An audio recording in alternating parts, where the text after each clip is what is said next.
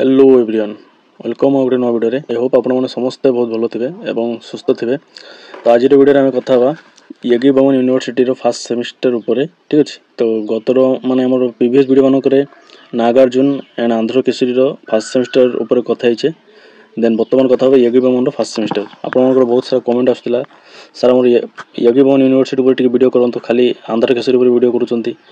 तो आज वीडियोटा हूँ यज्ञ बमन स्टूडेंट मानक तो माने यज्ञ बमन ऑफिशियली गोटे नोटिफिकेशन आसी से नोटिफिकेशन टाक देखा ताहा माने नोटिफिकेशन हिसाब से कथा मन इच्छा कथा नहीं माने विदाउट प्रूफ रे किसी कहबानी है विदाउट प्रूफ रे कथा हेले आपण भी विश्वास करेंगे एवं आपण मत कमेंट उल्टापाल्टा कहे। तो फास्ट ऑफ ऑल जी आम चैनल नुआ चैनल को सब्सक्राइब करेंगे वीडियो को लाइक कर शेयर करेंगे और सांगसाथी मान पाखे जहाँफल से इनफर्मेशन पातु ठीक अच्छे। तो चलतु बिना कौन सी वीडियोटा स्टार्ट करवा जी चैनल नुआ खाली चैनल को सब्सक्राइब करदे।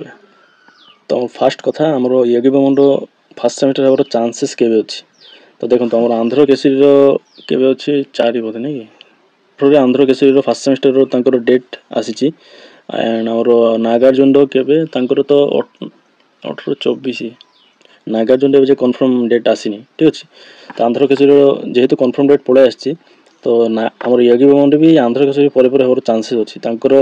फॉर्म फिलअप लास्ट डेट हूँ फेब्रुआरी 2 तारिख एंड 7 तारिख भर फॉर्म फिलअप कंप्लीट हो देन फॉर्म फिलअप कंप्लीट है मात्रे डेट आमको मैं जनइबे के एग्जाम हबार अच्छी बुझेगा।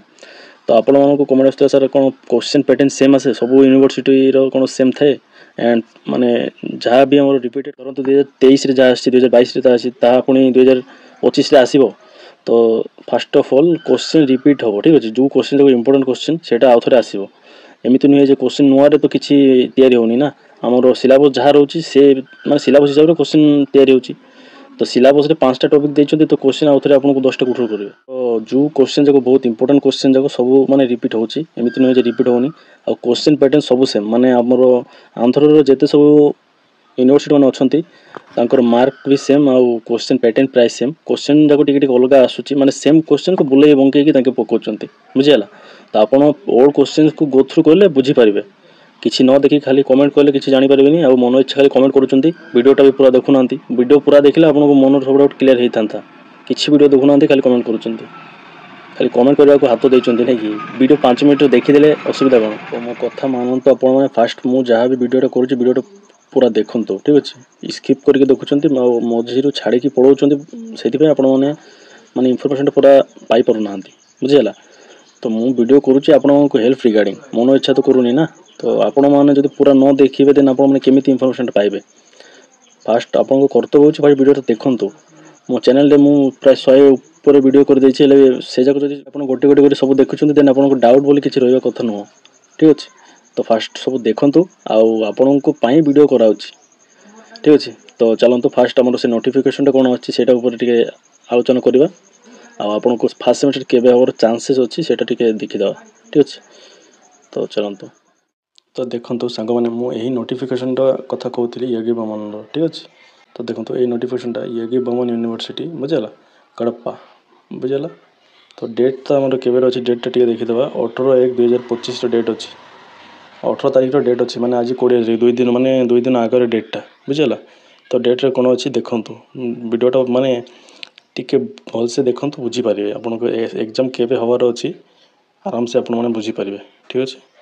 तो देखो सब्जेक्ट अच्छी कौन ना YUB यूनिवर्सिटी माने यज्ञ बमन यूनिवर्सिटी कड़प्पार examination branch B.Ed degree 1 and 3 माने first semester and third semester regular and supplementary form fill up बुझेगा रिगार्डिंग फीस पर्टिकुलर रिगार्डिंग बुझेगा माने फीस आपण को एग्जाम देवा को आपको फॉर्म फिलअप करा जाए जानी ना समस्ते।